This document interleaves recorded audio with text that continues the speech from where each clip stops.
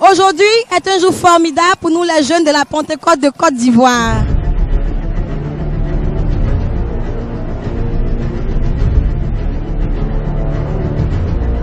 Vraiment aujourd'hui c'est un jour spécial. Wouh! Un jour très spécial pour les pentecôtistes et tous les chrétiens bien sûr. Parce qu'aujourd'hui là, nous sommes venus pour recevoir quelque chose du Seigneur, venant du Seigneur directement.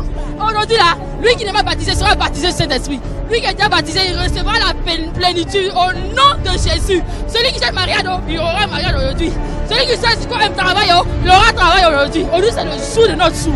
Aujourd'hui ou jamais. Ah! Merci beaucoup. C'est moi, international. Soumaro, maçon de bien.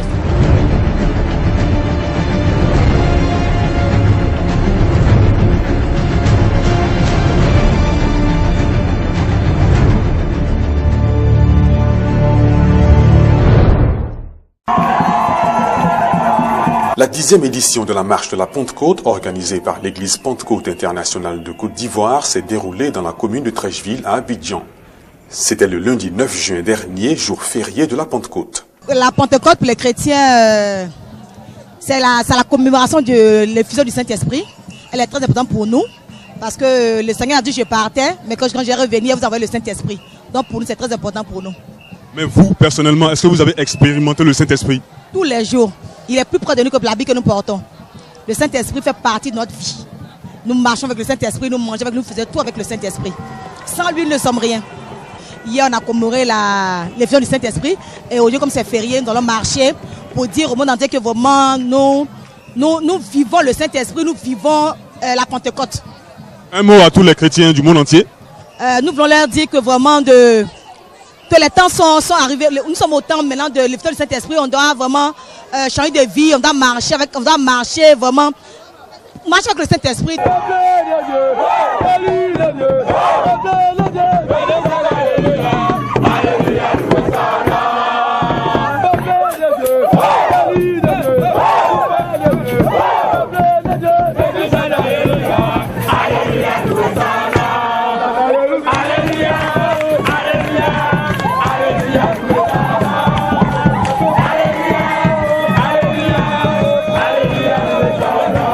C'est par petits groupes que les fidèles de l'église, pour la plupart jeunes, se sont rassemblés devant la mairie de Treichville. Nombreux sont ceux qui ont tenu à exprimer leur joie face à la caméra.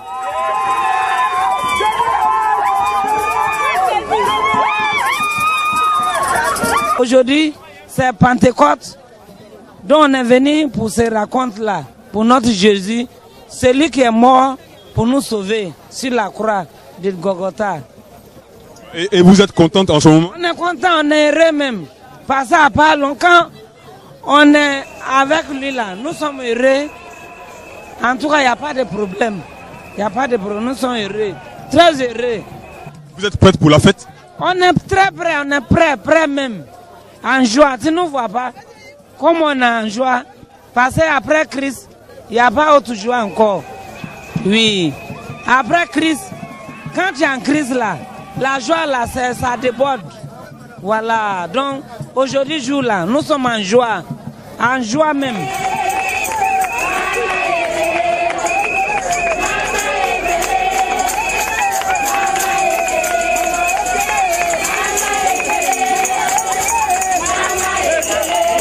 C'est un jour mémorable pour moi.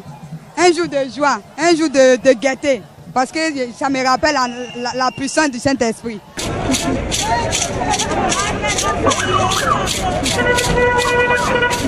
Vint ensuite le moment de la marche qui s'est matérialisé par une longue procession animée par des cantiques sous le regard parfois curieux des riverains.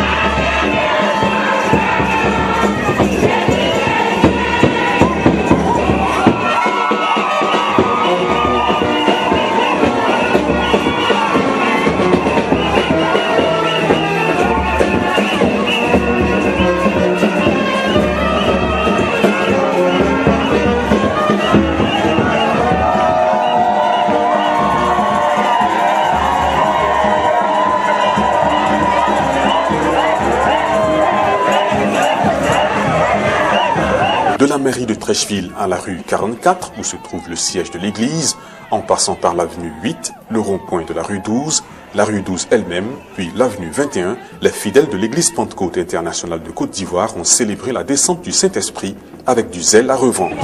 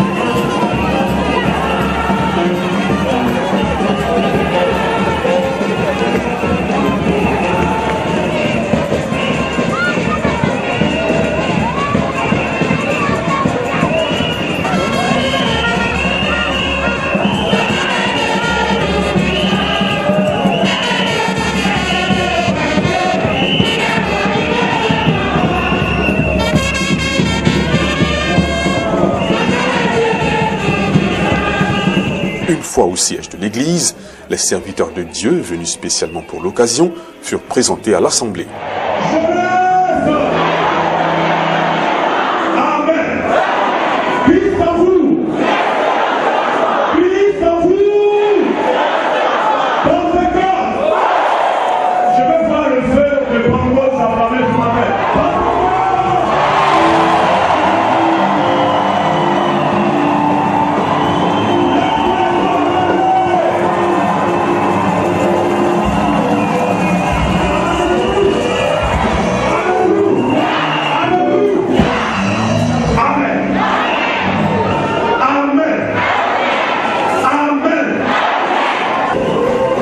louange et l'adoration furent l'affaire du groupe musical de CDC qui a fait montre de son talent et a permis au peuple de Dieu de prier avec plus de conviction.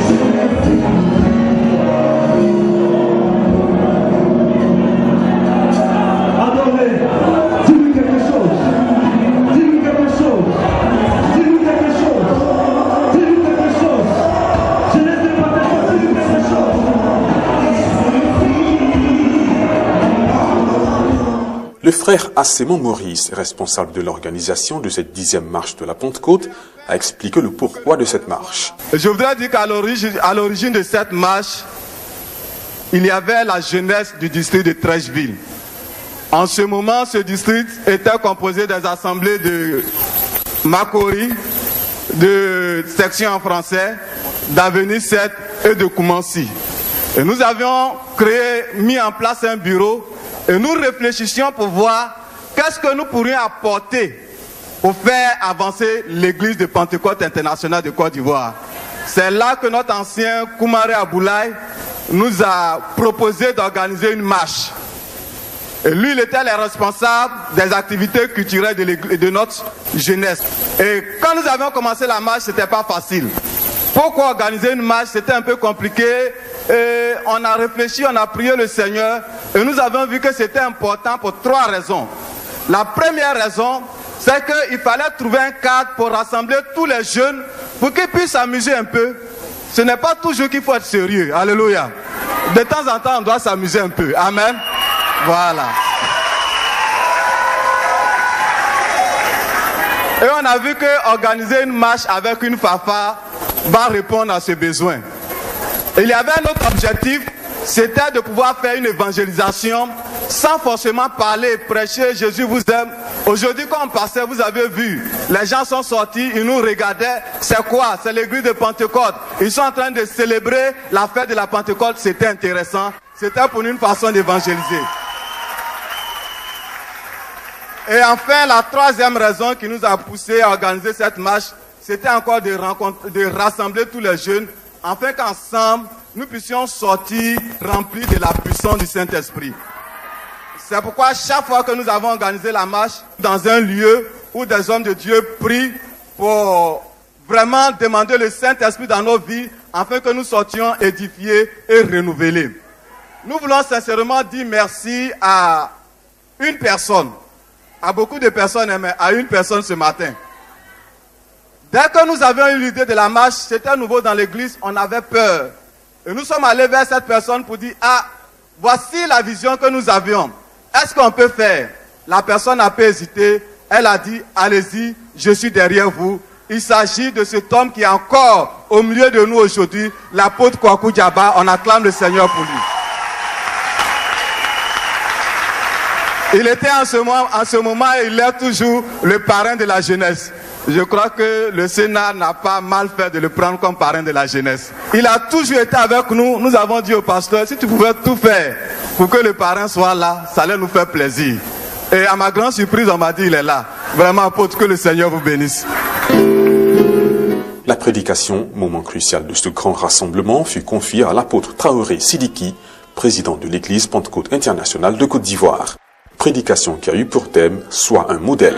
Sois un modèle pour ta génération. Un modèle qui transforme. Un modèle qui touche. Un modèle qui contamine positivement. Un modèle qui sauve. Un modèle qui entraîne d'autres personnes après lui.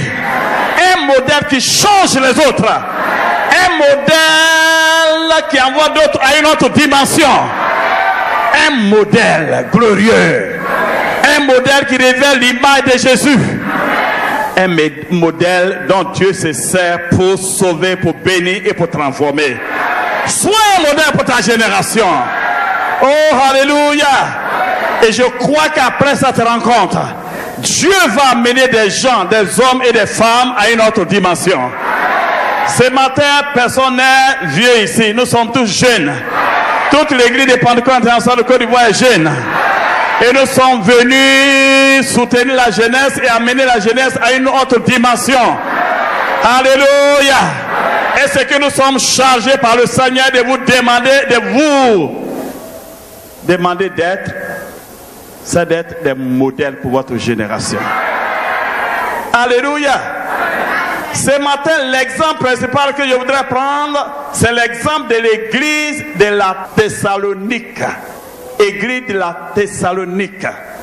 Une église qui a été bâtie par le serviteur de Dieu appelé l'apôtre Paul pendant son deuxième voyage à Corinthe avec certains amis tels que Sylvain et Timothée.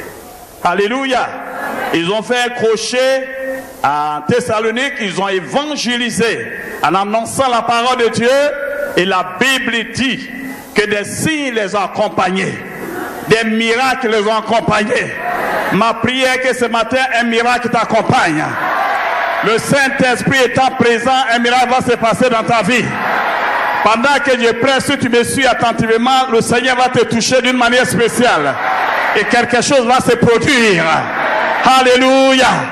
Dieu a utilisé l'apôtre Paul et ses collègues pour opérer des miracles, pour guérir des malades et pour réveiller la foi du peuple de Dieu. Bien-aimés, ils ont passé seulement quelques semaines.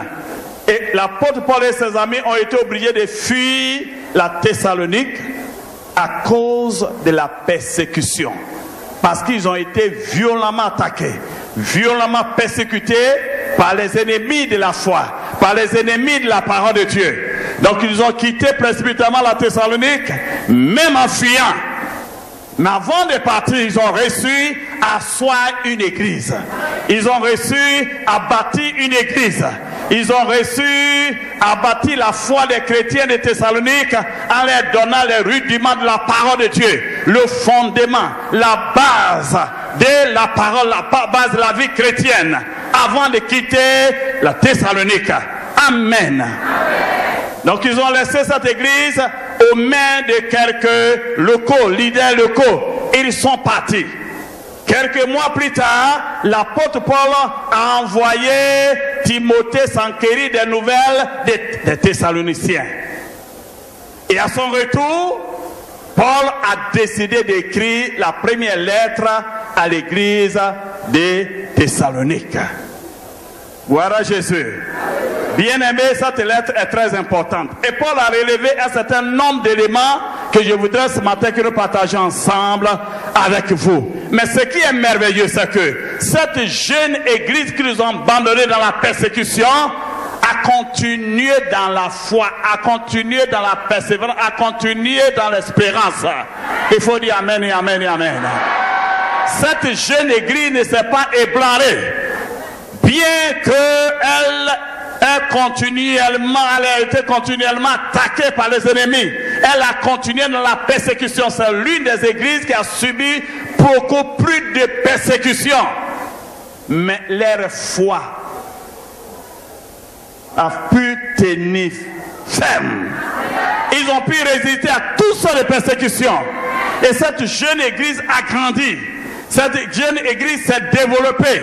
De sorte que lorsque Timothée est reparti et qu'il a donné la bonne nouvelle des Thessaloniciens à Paul, Paul a décidé de leur écrire afin de les féliciter, afin de les encourager, afin de les fortifier, afin de leur donner quelques orientations.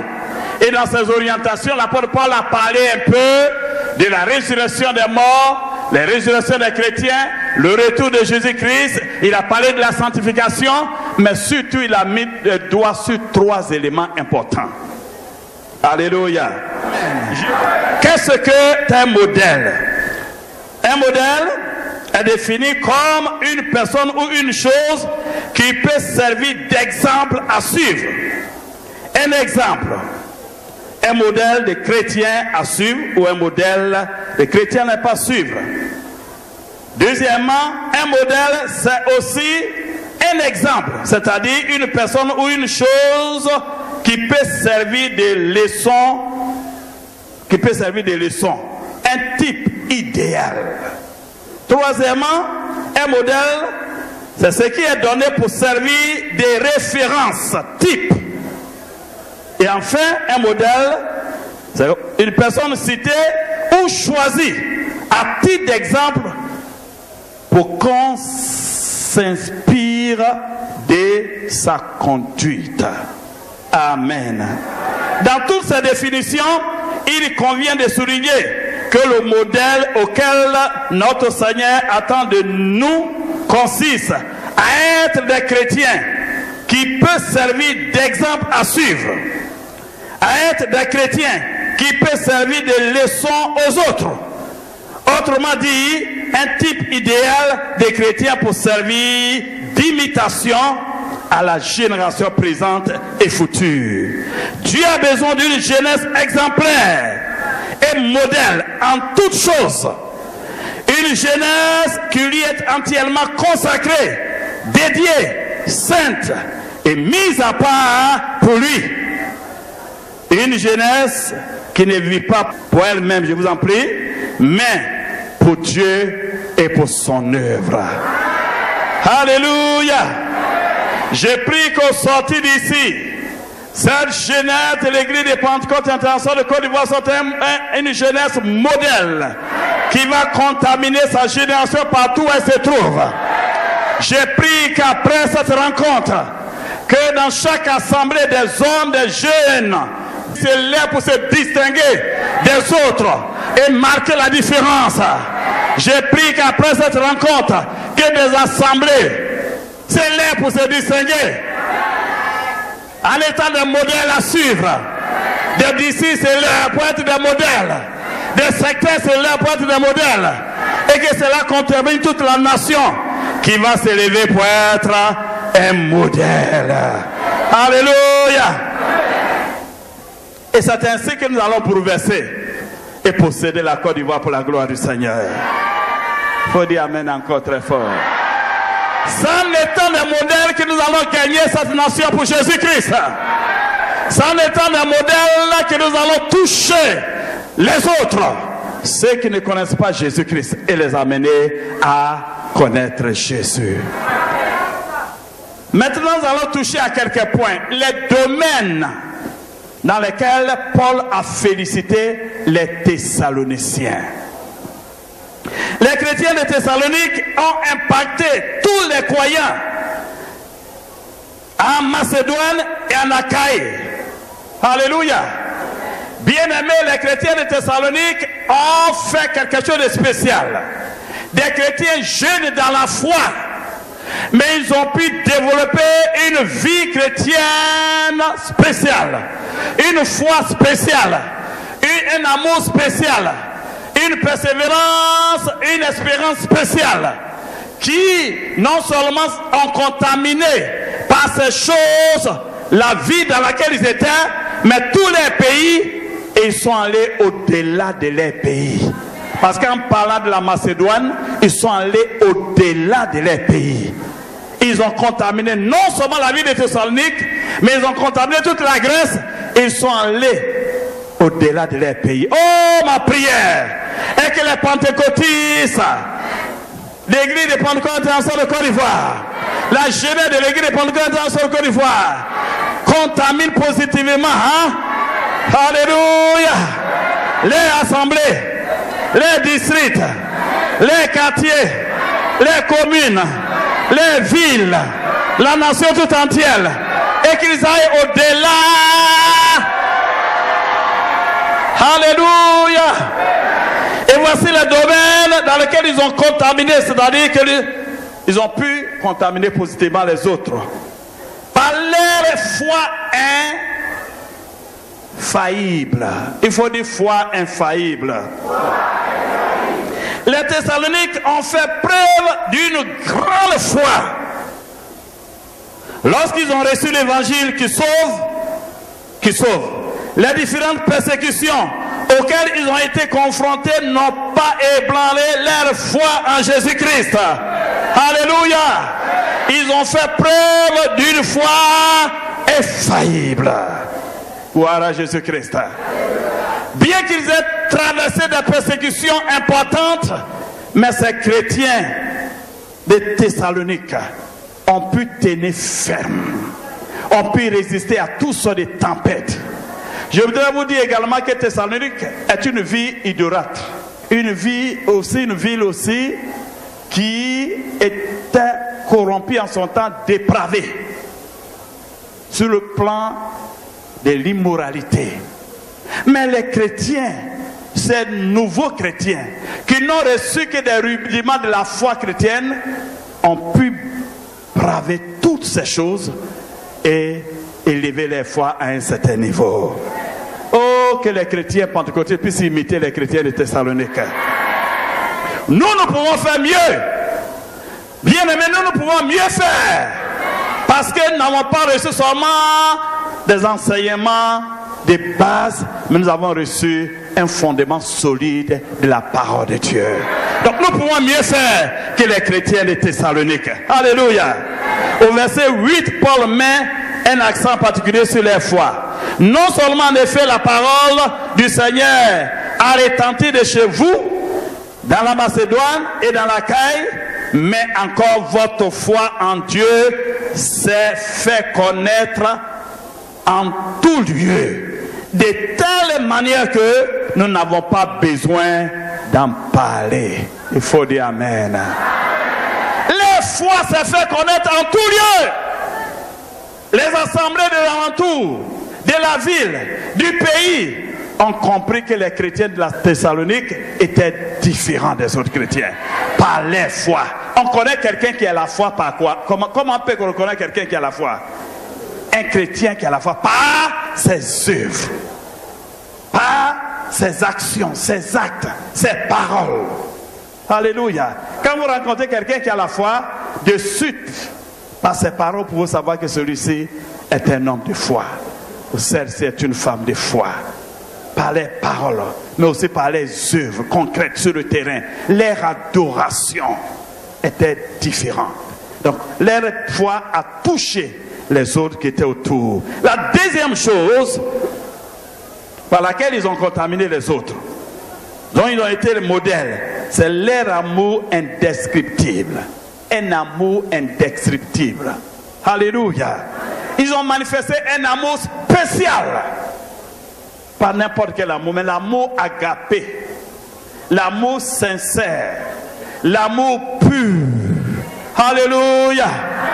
Ils ont fait la différence par un amour pur. Au milieu de la ville, au milieu des autres. Dans la ville, dans le pays. Et cela a touché les autres qui étaient même loin. Un amour sincère. Bien-aimés, Jésus n'a-t-il pas dit que si vous vous aimez les uns les autres, c'est en cela que l'on connaîtra que vous êtes comment? Mes disciples. Alléluia. Donc les chrétiens de la Thessalonique ont contaminé toute la ville, ont ont touché, ont impressionné tous les habitants de la Thessalonique et de la Grèce par leur amour sincère. Et par cet amour, beaucoup se sont convertis à Christ. Quand Paul parle des 3 éléments de la vie chrétienne, il parle de quoi et quoi et quoi? Il parle d'abord de la foi. Alléluia. Paul parle de l'amour, de la foi et de l'espérance. Voici les 3 éléments de la vie chrétienne. Alléluia. Et bien aimé, c'est très important. Ces chrétiens de la Thessalonique avaient ces 3 éléments de la vie chrétienne. Donc, la fermeté de leur espérance. Ils étaient fermes dans l'espérance. Bien aimé, la foi concerne les choses. La différence entre la foi et l'espérance, c'est que la foi concerne les choses d'ici-bas. Mais l'espérance concerne les choses à venir. Des choses à venir. Des choses à venir. Les chrétiens de la Thessalonique ne vivaient pas seulement pour les choses terrestres, mais ils vivaient en attendant le retour de Jésus-Christ. Amen. Donc les chrétiens de la Thessalonique ne vivaient pas seulement pour les choses terrestres, mais ils avaient une espérance. J'ai une espérance. J'ai une espérance. J'ai une espérance là-haut. J'ai une espérance là-haut. Alléluia. Cette espérance est que Jésus reviendra me chercher avec lui, afin que là où il se trouve, je sois aussi. Qui a cette espérance-là? Qui a cette espérance? Beaucoup de chrétiens d'aujourd'hui vivent seulement pour les choses terrestres. Amen. Ils vivent seulement pour les choses terrestres. Mais bien aimés, les chrétiens de la Thessalonique vivaient non seulement pour les choses terrestres, mais aussi pour les choses à venir. Ils attendaient le Sauveur. Alléluia. Ils attendaient le Sauveur qui allait venir les prendre avec lui pour aller au paradis. Alléluia. À tel enseigne que d'autres même ont fini par exagérer. Il y a d'autres avaient exagéré. D'autres parmi eux disaient que ce n'est plus nécessaire de travailler. Parce que Jésus allait venir demain seulement. Donc il fallait rester pour attendre le retour de Christ. Pendant que nous attendons le retour de Christ, nous travaillons. Alléluia. Parce qu'il y a des âmes qui doivent être sauvées. Donc c'est à cause de tout cela que Paul a écrit. Parce que Timothée lui a fait le feedback. Le Timothée lui a fait le compte rendu de tout ce qui s'est passé en Thessalonique. Donc il leur a écrit pour dire que le retour de Jésus n'est pas encore arrivé. Alléluia. Ceux qui sont morts là, ils sont déjà partis auprès du Seigneur. Donc le jour où Jésus va revenir, ceux-là vont nous dévancer. Et nous les vivants, nous serons transformés en un clin d'œil, en un instant, et nous serons avec lui au son de la trompette. Alléluia. Donc c'est l'un des passages ou l'un des épîtres où Paul a insisté sur le retour de Christ pour les éclairer et apporter toutes les lumières qu'il fallait. Bien aimé, cet exemple doit être suivi parce que vous savez, celui qui a l'espérance fait comment? Je vais vous dire ce que Jean écrit. Dans 1 Jean chapitre 3 verset 3 dit, celui qui a en lui cette espérance se sanctifie. Il faut dire amen pour ça. Celui qui a en lui cette espérance fait quoi? Se sanctifie comme Jésus lui-même est saint. Il faut dire alléluia pour ça. Donc l'espérance pousse le chrétien à la sanctification. Donc tout chrétien qui n'a pas d'espérance peut vivre dans le péché comme bon lui semble.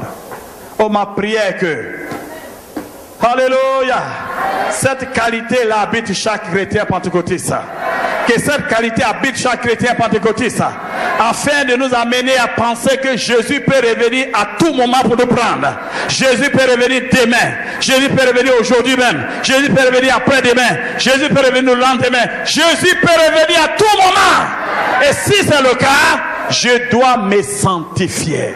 Je dois vivre la vie de sainteté, de pureté, d'intégrité, de justice. Je demande à chaque pentecôtiste de tout faire pour vivre la vie de sainteté, pas pour un jour, ni pour une semaine, ni pour un mois, ni pour une année, mais chaque jour de sa vie, jusqu'au jour où Christ va revenir nous prendre avec lui. C'est ça l'espérance.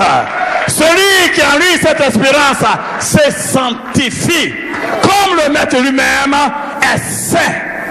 Alléluia. Donc les chrétiens de la Thessalonique avaient cette qualité de la sanctification, parce qu'ils attendaient sans cesse le retour de Christ, que Christ pouvait venir à tout moment.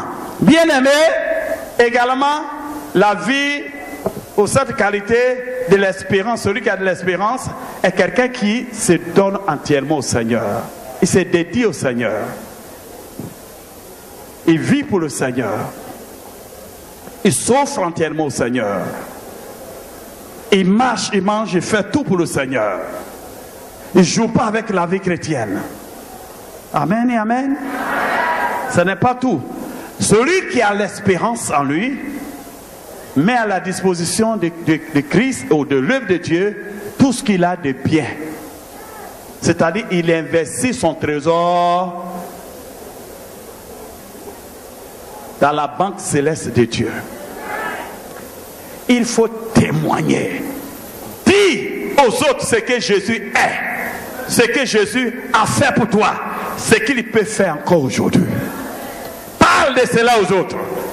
Et tu vas voir que le Seigneur va se servir de cela pour sauver des âmes. Le jour où tu seras au paradis, ces âmes-là seront une couronne pour toi. Il dit ces âmes-là seront une couronne pour toi. Cela veut dire qu'il y a des chrétiens qui seront au paradis sans couronne. Sois un modèle à l'évangélisation. Sois un modèle pour ta génération. Un modèle en toutes bonnes choses. Un modèle dans la foi. Un modèle dans l'amour. Un modèle dans l'espérance. Un modèle dans le témoignage de la parole de Dieu. L'évangélisation. Et nous devons saturer la vie d'Abidjan de l'évangile de Jésus-Christ. La bonne nouvelle de salut de Jésus-Christ. Bien-aimé pentecôtiste, je sais que la jeunesse de cette église est capable de bouleverser la vie d'Abidjan. Je sais que la jeunesse de l'église de Pentecôte de Côte d'Ivoire est capable de saturer la vie d'Abidjan de la parole de Dieu. Je sais que la jeunesse de l'église de Pentecôte de Côte d'Ivoire est capable de sauver cette ville d'Abidjan à la puissance de la parole. Car l'évangile, la bonne nouvelle, est une puissance de Dieu pour le salut de quiconque croit. Mais bien aimé, pour terminer, je voudrais vous dire, aujourd'hui, Dieu va faire briller la lumière de certaines personnes. Nous sommes à la Pentecôte pour contaminer. Pour être un modèle, un bon modèle, il faut être rempli du Saint-Esprit. Il dit il faut être rempli du Saint-Esprit. L'apôtre Traoré Sidiki ainsi que plusieurs autres fidèles de l'Église ont exprimé leurs pensées en ce jour béni du lundi de Pentecôte. À tous les chrétiens, je voudrais dire que l'expérience de la Pentecôte est indispensable. Et il y a un impératif. Tout chrétien doit pouvoir expérimenter la Pentecôte dans sa vie. La Pentecôte, c'est la puissance du Saint-Esprit, c'est la plénitude du Saint-Esprit. Non seulement le baptême dans le Saint-Esprit, mais la plénitude du Saint-Esprit accompagnée de la manifestation des 9 dons spirituels. Tout chrétien doit pouvoir expérimenter cela afin de vivre, n'est-ce pas, ce que les premiers disciples de Jésus-Christ ont vécu. Et c'est ce qui leur a permis, n'est-ce pas, de changer le monde de leur temps. Donc aujourd'hui, en tant que chrétiens, nous avons impérativement besoin de la Pentecôte. Et je crois que chaque chrétien doit vivre sa Pentecôte. L'année prochaine, par la grâce de Dieu, nous serons encore avec la jeunesse. Parce que cette jeunesse, nous devons vraiment quelque chose à cette jeunesse. Je l'ai dit, nous sommes redevables envers cette jeunesse-là. Nous devons pouvoir lui impacter ce que Dieu nous a donné. Parce que c'est elle qui va prendre le relais d'ici quelques années. C'est cette jeunesse-là qui pourra continuer, n'est-ce pas, cette œuvre que nous avons commencée. C'est à cette jeunesse-là que nous allons laisser le bâton de main. Donc il est important de lui transmettre dès maintenant, c'est-à-dire d'impacter cette jeunesse-là de toutes les grâces que Dieu nous a données. Donc l'année prochaine, nous serons, Dieu voulant, avec cette jeunesse pour la 11e édition. Jésus-Christ demeure le même hier, aujourd'hui, éternellement. Le sauveur d'hier est le même aujourd'hui. Celui qui a guéri hier est le même aujourd'hui. Celui qui a pardonné hier est le même aujourd'hui. Celui qui a sauvé, qui a béni les autres hier est le même aujourd'hui. Il n'a pas changé. Par la puissance du Saint-Esprit, à travers la Pentecôte, il continue la même œuvre jusqu'à ce qu'il revienne prendre son église. Donc, bonne fête à tous les téléspectateurs de LMTV. Et que Dieu bénisse LMTV, Dieu bénisse tout le monde. Ce moment me fait beaucoup rappeler à l'événement qui s'est passé dans la Bible, dans le livre des Actes des Apôtres, où lorsque la Pentecôte est arrivée, il y a eu une distinction par la présence évidente du Saint-Esprit.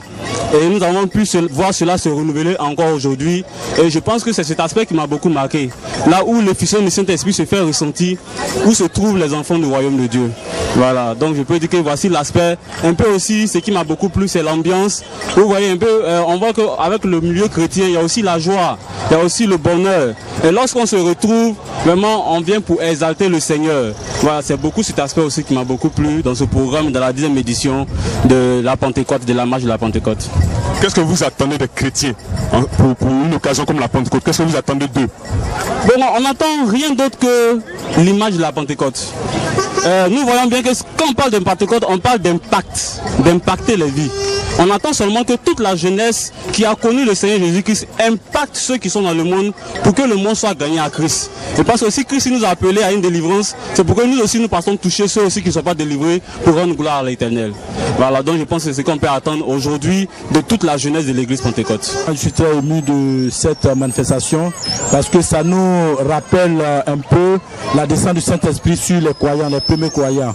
Donc je veux en tout cas inciter toute la jeunesse de toutes les églises à revivre ce moment. C'est un grand jour pour nous les chrétiens, le jour de la Pentecôte. Et j'ai été encore restauré une fois encore. Et ça va me permettre vraiment de bien compter mon ministère. Ouais, parce que vous attendez quoi des chrétiens? Vous avez parlé de votre ministère. Qu'est-ce que vous attendez des chrétiens pour un jour comme la Pentecôte? Qu'est-ce qu'ils doivent faire? Bon, pour un jour de la Pentecôte, je demande aux chrétiens vraiment de chercher d'abord premièrement à être remplis du Saint-Esprit. Et après quoi, aller vraiment œuvrer pour l'avancement de l'œuvre du Seigneur en évangélisant pour le gain des âmes. Une grande prière pour l'effusion du Saint-Esprit, suivie du baptême du Saint-Esprit, ont clôturé cette 10e édition de la marche de la Pentecôte. Rendez-vous est donc pris pour la 11e édition qui aura lieu en 2015. Sois béni, sois glorifié dans le nom puissant de notre Seigneur Sauveur Jésus-Christ. Amen.